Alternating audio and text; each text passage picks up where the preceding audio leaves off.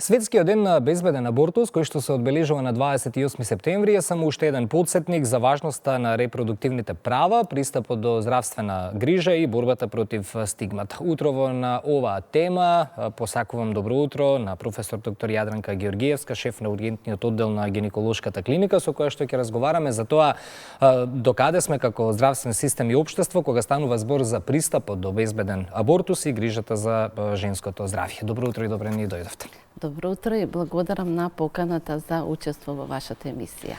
Зошто е важно да го одбележуваме овој светски ден? Што ни кажува тоа?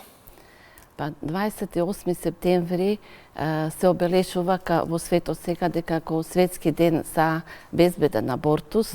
Оваа година се одржа под мотото абортусот како право на здравствена заштита на жената. И значено да се обележи, бидејќи пристапот до безбеден, легален абортус представува е значајно за сексуалното и репродуктивното здравје на жената. Секоја рестрикција до пристапот до безбеден и легален абортус представува и нарушување на родовото право на жената. За жал, во светот секаде моментално не постојат во сите земји слободен пристап до безбеден и легален абортус, бидејќи во многу земји во светот, например во Африка, во Азија, во Европа, постојат рестриктивни закони каде што абортусот во некои случаи е дозволен само при тешко нарушување на животот на жената, а посебно загрижува фактот што последните години постојат и некои партии и движења во Соединетите Американски држави каде што во многу земји е забранет абортусот, односно се воведени рестриктивни закони. Така. Каква е моменталната состојба со пристапот до безбеден абортус во Македонија и дали жените добиваат соодветна и навремена грижа? Во Македонија со донесување на новиот закон за абортус 2019 година се укинати многу рестрикции што постоеја во претходниот закон за абортус 2013 година, зашто имаше многу критики во јавноста и во Европската унија бевме критикувани за тој закон. Новиот закон од 2019 година е многу по-либерален, по-демократски и жената има право слободно да одлучува за прекид на бременност до 22-та гестацијска недела. Исто новина во овој закон што е воведен и медикаментозниот абортус со помош на невладени организации, Министерството за здравство, нашето здружење на гинеколози и акушери, значи се успеа од пред 2020 година да се донесат таблетите за медикаментозен абортус и од тогаш оваа процедура, да кажам, се спроведува во државата. Так. Кои се најчестите предизвици со кои се соочувате како здравствена установа кога станува збор за итни или комплицирани абортуси?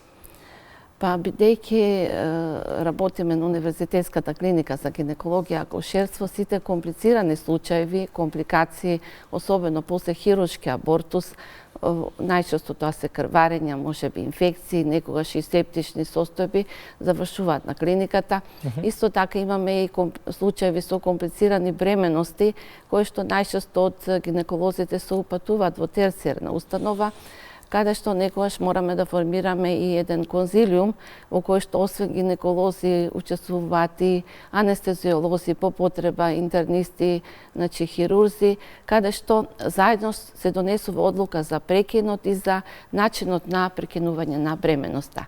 Ние се трудиме како здравствени работници секогаш тоа да биде безбедно и да заврши успешно за пациентките. Така. Како го третираме абортусот како тема во јавноста? Дали се уште постои стигма или недостаток од информираност? Мислам дека за разлика од порано во последните години со активноста на низа невладени организации, морам да ја споменам ХЕРА, со која доста соработуваме, помош на весници, медиуми, веројатно и здравствените работници, се повеќе се зборува за темата абортус, за начините на безбеден абортус, значи не само за хируршкиот, туку и за медикаментозниот абортус, така што се повеќе ни доаѓаат и пациенти кои што знаат и сами барат, доктор, ке барам прекина бременност со таблети. и они слушнале за медикаментозен абортус, дека е безбеден, дека е сигурна опција, така што се повеќе имаме побарувачка за изведување на пред се медикаментозен абортус. А колку е важна едукацијата, особено кај младите жени, за сексуалното и репродуктивното здравје, но и за превенцијата? Па секако дека е многу битна едукацијата, како во училиштата, факултетите, така битна едукацијата и преку медиумите, печатот. Затоа и придонесуваме здравствените работници со разни работилници, едукации кои што ги спроведуваме. Тоа е битно да се запозна со безбеден абортус, а исто така и со превенција на несакана бременост. Сметам дека се повеќе треба да зборуваме и за контрацепцијата, која што за жал во Македонија според статистичките податоци се применува уште во многу помал процент, некаде 20-25% кај жените во репродуктивен период, за разлика од некои европски земји, развиени земји, каде што 70-80% се користи контрацепцијата. Кои се здравствените ризици од нелегални, несоодветни или самостојни прекинување на бременост и колку се тие присутни кај нас? Па немаме толку често вакви случаеви, една компликација при абортус, меѓутоа можни се компликации, посебно нешто поголем процент кај хируршки абортус, во смисла на крварење, на повреди на матката, настанување на инфекција, така што во некои случаеви, иако тоа се ретки случаеви, мораме да интервенираме и хируршки да се извади матката, значи да се направи хистеректомија. Кај медикаментозниот абортус компликации се, може би се жалат пациентките на болки, на побилно крварење, меѓутоа кога таблетите се препишуваат од стручно лице и се даваат, аплицираат од стручно лице, ние на време интервенираме соодветно.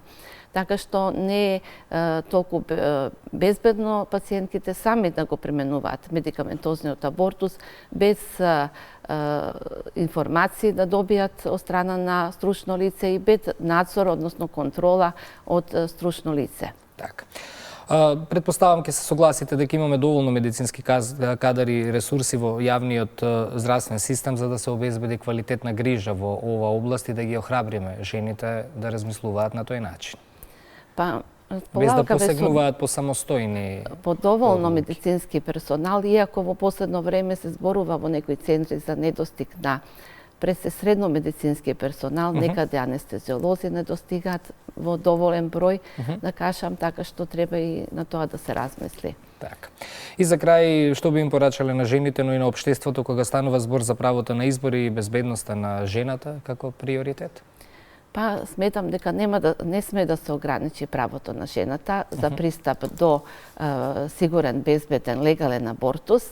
Меѓутоа, мој совет е да не применуваат на своја рака медикаменти и секој пат за абортус да се обратат кај стручно лице и во акредитирани установи, каде што можат да го изведат абортусот безбедно. Јас ви благодарам за гостувањето во Македонија на утро утрово. Јас споменав Михера, сакам уште еднаш и да се заблагодарам за се што прават и во однос на информираноста и за превенцијата. Безбеден абортус е право, не привилегија, ова е едно од мотото под кое што се одбележи овогодинешниот светски ден. Продолжуваме да ги следиме и вашите и активностите на Хера, како заеднички придонесувате за оваа тема и за незината важност во општеството. Ви благодарам за гостувањето. Уште еднаш јас благодарам. Ви благодарам.